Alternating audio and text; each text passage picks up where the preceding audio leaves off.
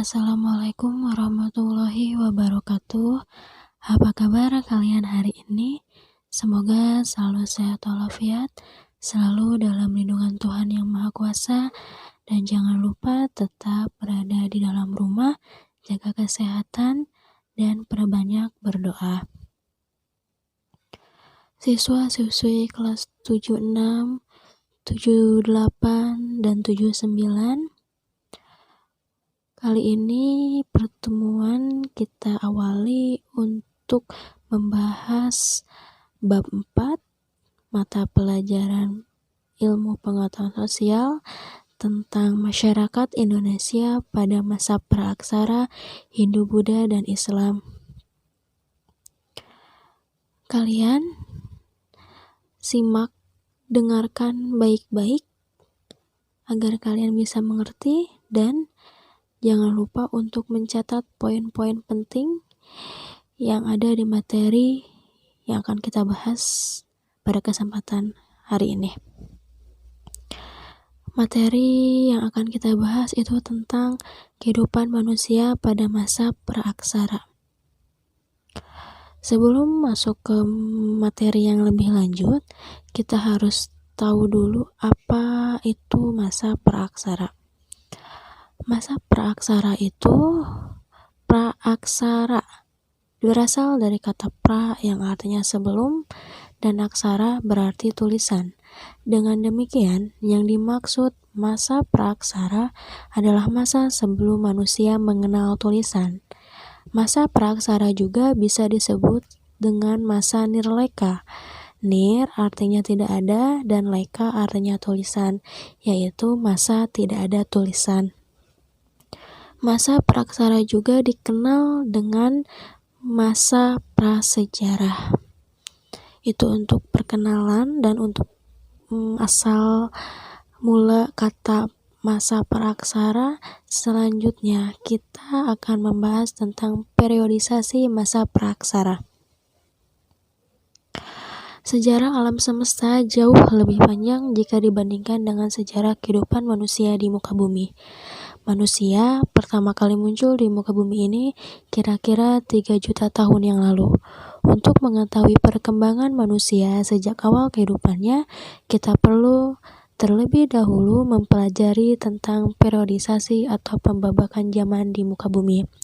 Untuk pembabakan itu dibagi secara geologis, arkeologis, dan perkembangan kehidupan manusia.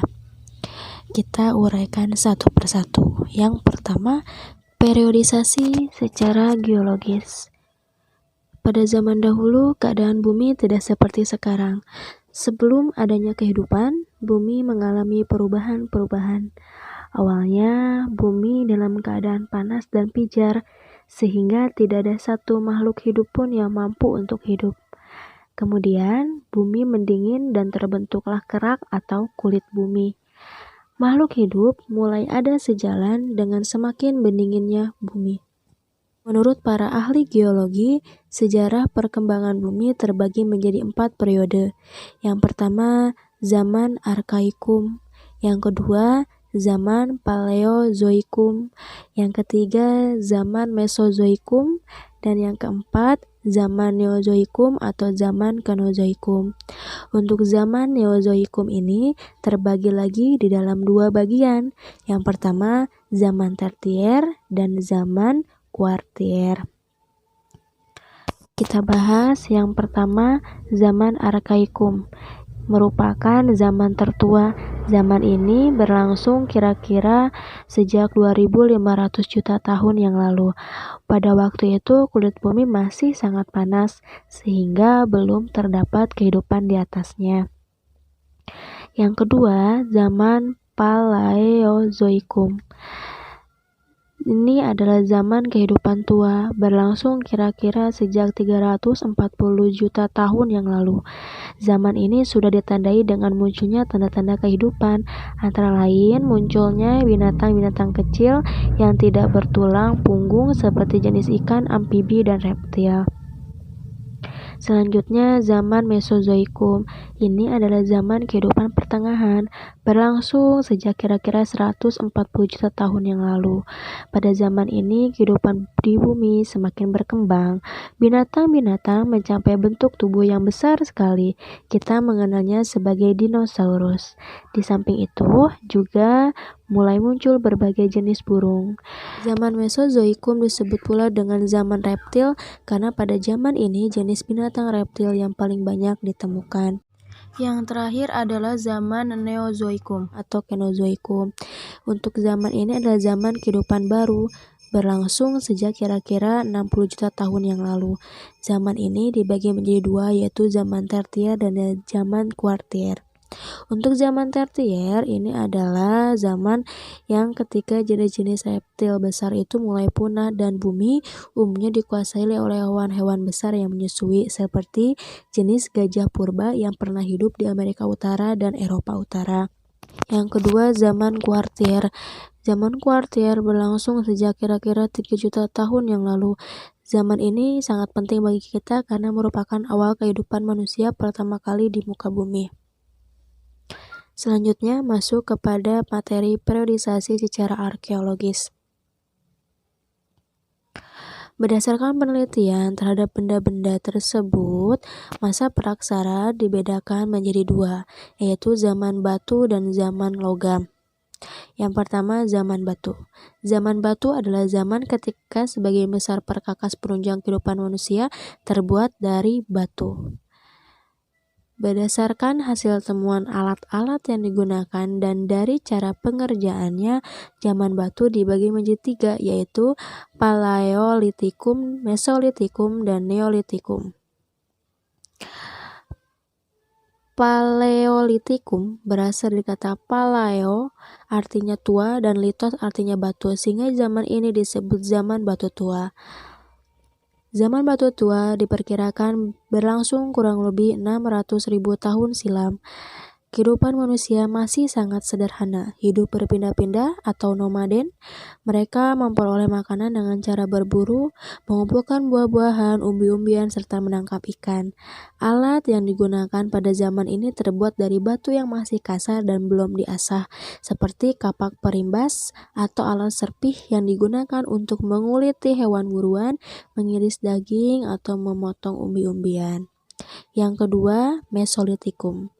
Berasal dari kata meso yang artinya tengah dan litos artinya batu, sehingga zaman ini disebut zaman batu tengah.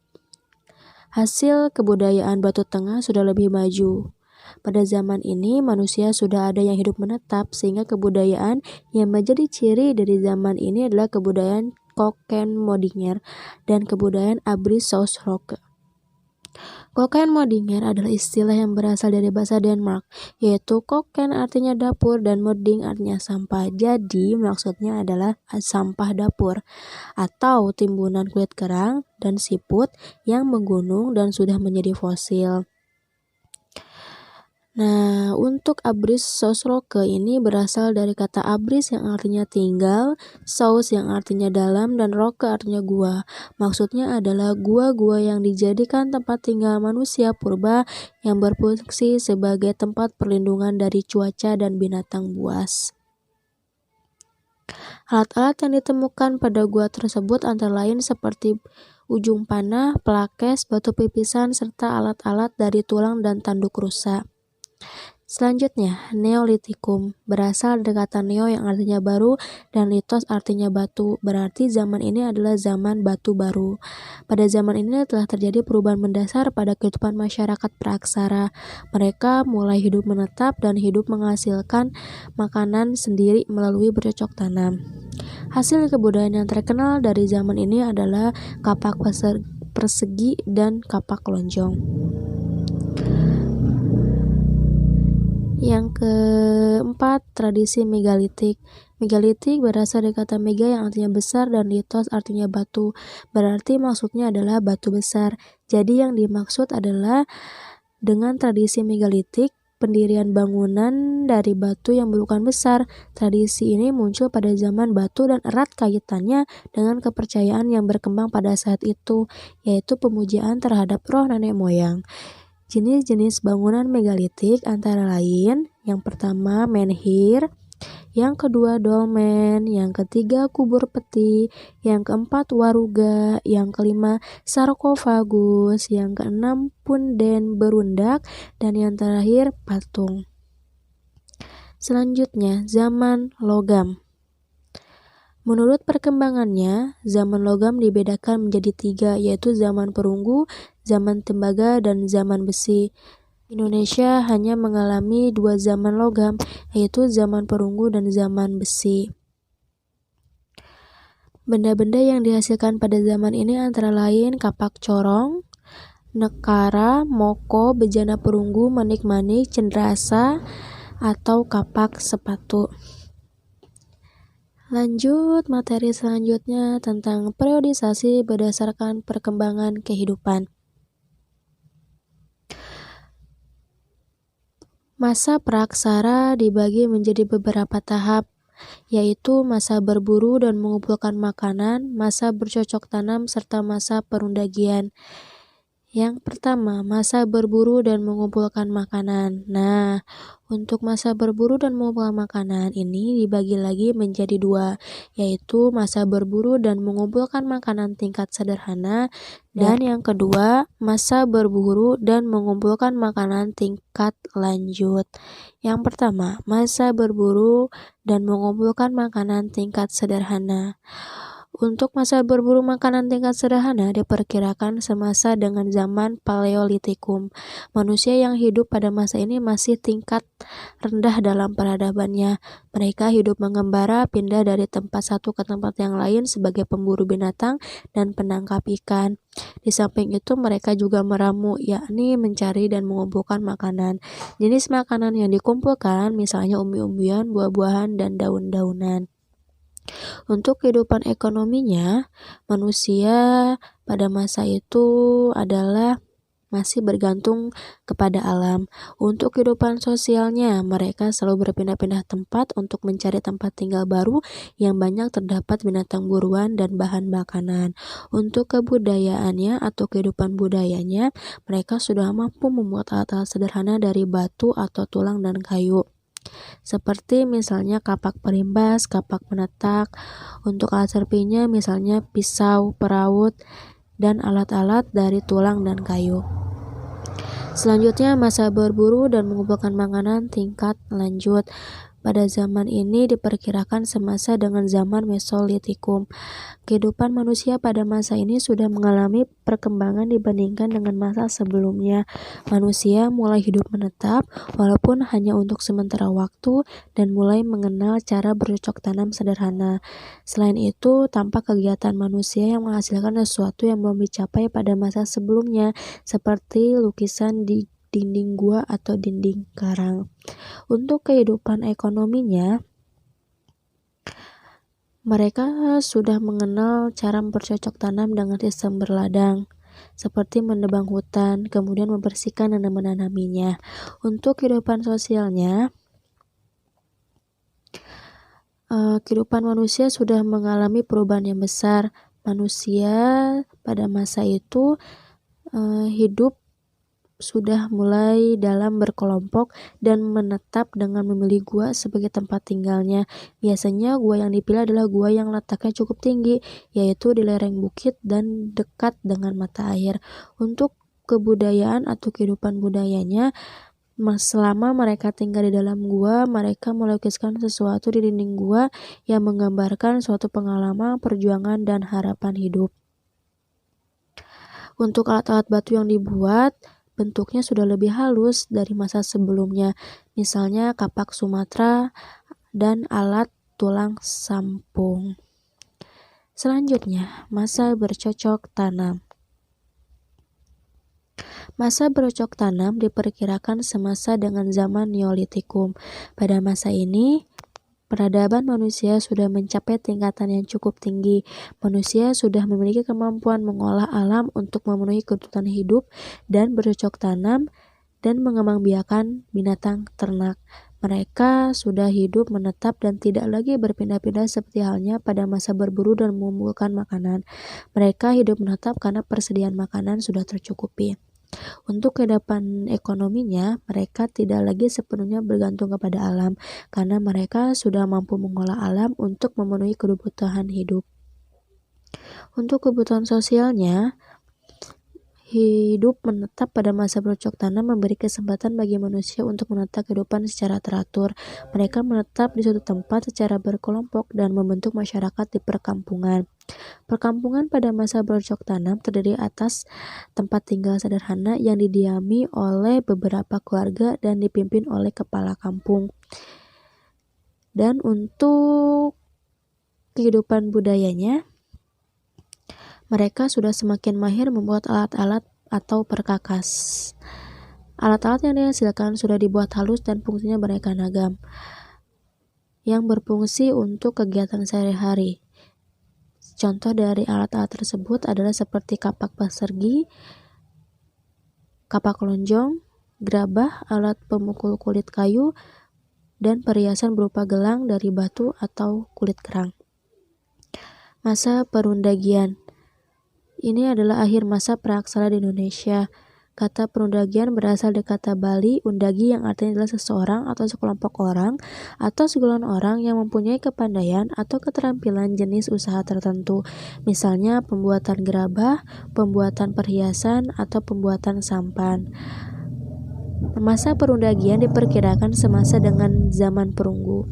Pada masa ini, peradaban manusia sudah mulai maju tingkatannya. Teknologi pembuatan alat perkakas jauh lebih tinggi dibandingkan dengan masa sebelumnya. Untuk kegiatan ekonominya, mereka telah mampu mengatur kehidupannya. Kegiatan kehidupan yang mereka lakukan tidak lagi sekedar untuk memenuhi kebutuhan hidup, melainkan untuk meningkatkan kesejahteraan. Untuk kehidupan sosialnya, mereka hidup menetap di perkampungan lebih besar dan lebih teratur. Perkampungan ini terbentuk dari bersatunya beberapa kampung hingga jumlah kelompok penduduk bertambah. Untuk kehidupan budayanya, mereka sudah mahir membuat berbagai alat atau perkakas. Alat yang dihasilkan terbuat dari logam digunakan untuk bertani, bertukang, peralatan rumah tangga, perhiasan, dan sebagai alat perlengkapan upacara dan pemujaan. Selanjutnya, materi tentang nilai-nilai budaya pada masa praaksara di Indonesia dibagi menjadi beberapa nilai. Yang pertama, nilai religius atau kepercayaan. Nilai gotong royong, nilai musyawarah, nilai keadilan, tradisi bercocok tanam, dan tradisi bahari atau pelayaran.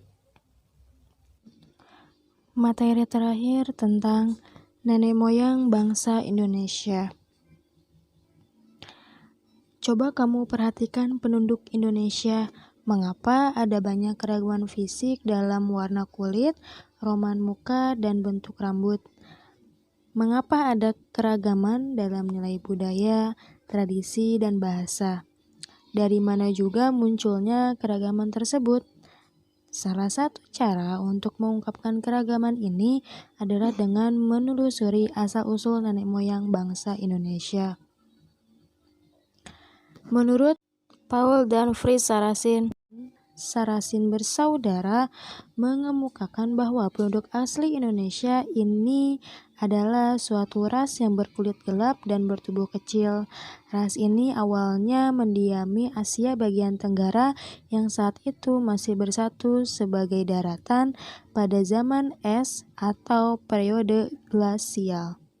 Namun, setelah periode es berakhir dan es mencair, maka dataran tersebut kemudian terpisah oleh lautan, yaitu Laut Cina Selatan dan Laut Jawa. Akibatnya, daratan yang tadinya bersatu kemudian terpisah menjadi daratan utama Asia dan Kepulauan Indonesia. Penduduk asli tinggal di daerah pedalaman dan penduduk pendatang tinggal di daerah pesisir. Penduduk asli inilah yang disebut sebagai suku bangsa Veda oleh Sarasin. Orang Veda kemudian menyebar ke timur dan mendiami wilayah Papua, Sulawesi Selatan, Kai, Seram, Timor Barat, Flores Barat, dan terus ke timur sampai Kepulauan Melanesia.